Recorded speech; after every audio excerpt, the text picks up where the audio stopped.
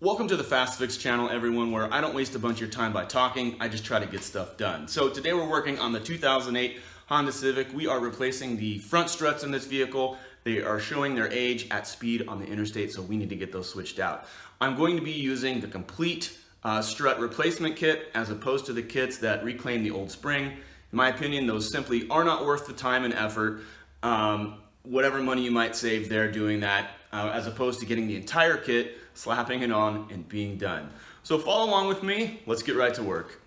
First things first, and always safety first, we need to get our car up and supported properly with jack stands. This is the location I chose. Very safe and solid.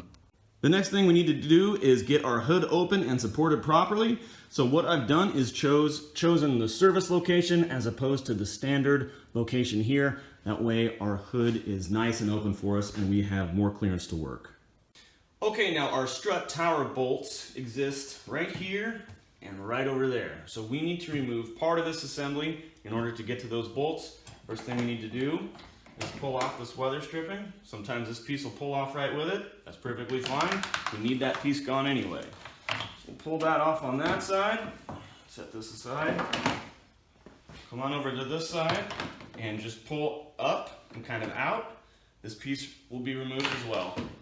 With the service panel removed, we can see our strut tower here. We got one bolt in the back, one to the left, and also one to the side. And our little cover here, you can simply just peel that off, remove it, very easy. Do that on both sides.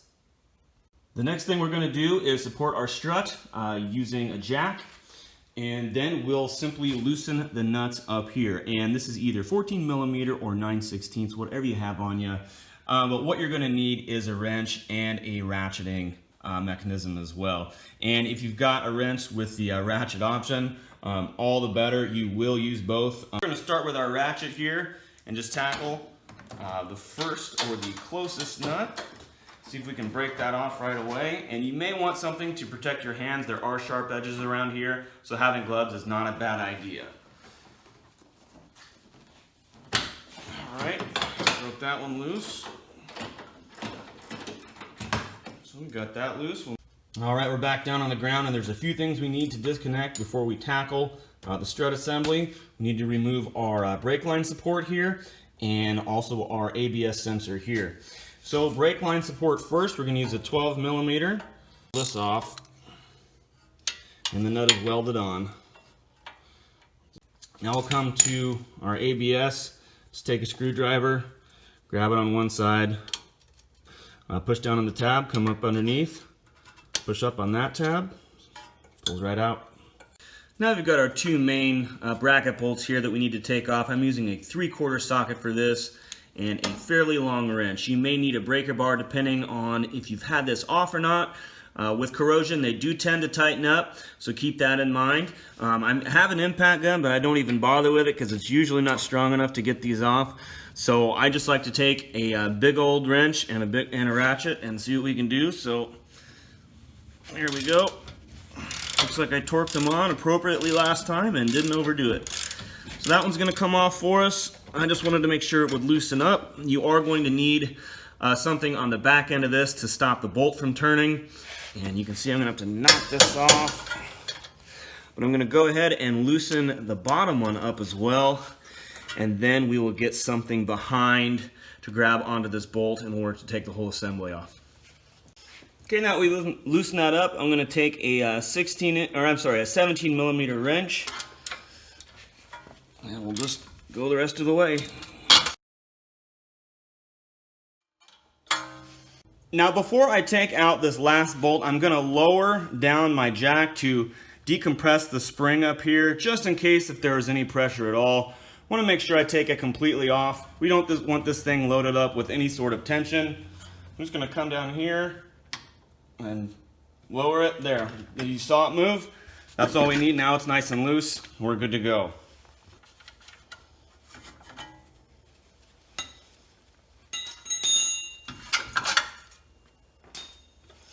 Okay, now that we've got that bolt out, everything should just kind of fall away. So now just grab your strut and just kind of work it out and then just allow it to fall.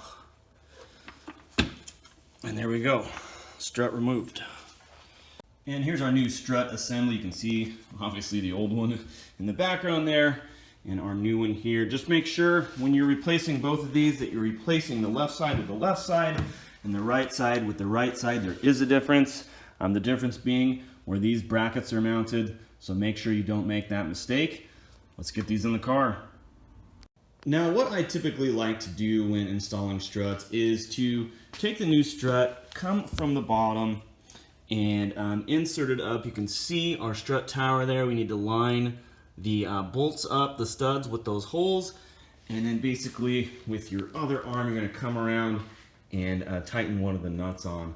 It's not elegant, but it is how I like to do it. All right, now these aren't exactly light, but like I said, this isn't a very graceful or elegant install, but what you can do first is remove this sticker. It's just basically telling you that this nut is under extreme pressure, and it is no lie. Do not take that off. You could die. So the next thing you do is we'll just remove these nuts. And we can take this sticker off as well. It's just telling us that once we install this, the vehicle height may appear to be slightly higher, but as time goes on, these will compress down and standard ride height should reoccur. So we'll take this off. Might need a razor blade to do that, which I do. All right, this might take a minute, but just line your studs up and everything should work out for you. Don't give up. If you can't get it the first time, try again.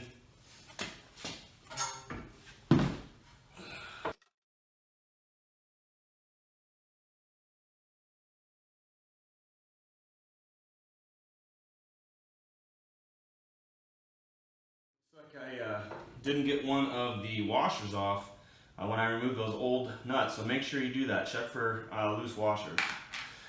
But anyway, that's on, so all we need to do now at this point is get the third nut on. We're going to tighten these down, probably a recommended torque setting. To be honest with you, you're never going to get a torque wrench in here, so you want to make these tight. Don't kill yourself. Don't, overstress this to the point where, your arms are shaking or something like that. Just make them nice and snug, okay? Just give them a good amount of torque and everything should be fine. Now, one thing that should have been anticipated, but I didn't, was the fact that these nuts are going to be probably larger than the nuts that you took off from the factory. These are 15 millimeter, which doesn't seem like it would be a big deal, but unfortunately we can't get sockets on these as easily as the 14 millimeter. So, or excuse me, whatever the old ones were. But anyway, so what I've had to do, actually these two weren't bad, but this one over here is our problem child. So what I did was remove the lining that goes here. It attaches simply with these little push pins in these locations here. Not at all hard to remove, just a plastic piece right here. Then also this piece gets in your way. So what I did was just loosen this up and rotate it to the left and mark where it was. That way you can reline it back up. But at that point I can get a 15 millimeter wrench underneath this trim and get to that nut a little bit easier. It's going to be kind of a pain in the butt to take this trim piece off, so I don't want to do that. So we're just going to kind of make it work this way, and that's how I'm doing it. And one final note on installing these nuts, once you do get them tight, just run through them one more time, because as you tighten one side up, the other side tends to loosen. So just make sure that they're all snug. You'll be good to go. All right, now we can put our knuckle back on here and get these bolts set in. So you'll just want to lift up, kind of snug this guy on. It should fit right over, and you'll need to do some lifting here and twisting around, but in fact you may need a jack, which I believe I will, in order to get these properly lined up. I don't think I'm going to be able to, well, here we go. I should be able to do this. Having jeans on would help, but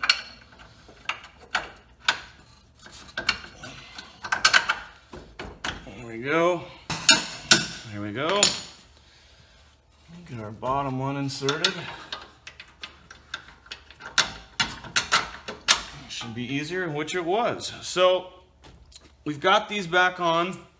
What you're wanting to do, obviously, spin your nuts back on, and the recommended torque setting for these is 67 foot-pounds. If you don't have a torque wrench, think about how tight you put your lug nuts on, typically around 90 foot-pounds. So it is less tight than your lug nuts, so absolutely snug them up. You're not going to hurt it by over-torquing it, but it'd make it a heck of a lot harder to take off if you need to replace your struts again. So my recommendation is to get a torque wrench and do it properly. If you don't have one, just make sure they're nice and snug. You should be okay. Okay, we've got our torque wrench. Got it set to 67.